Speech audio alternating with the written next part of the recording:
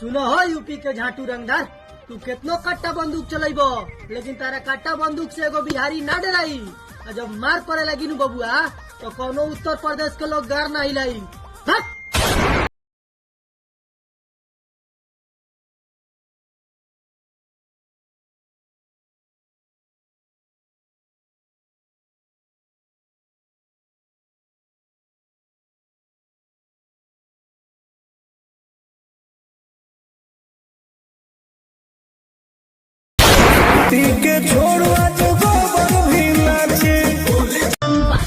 यारे भाइयों सन के प्यार बा तो काहे हम डराई। अब बलिया जिला में कौन सा कुकुर सियार हो गई रे जे बिहार के लड़के से फरियाई मरत मरत थाल खींच ले बुझाई।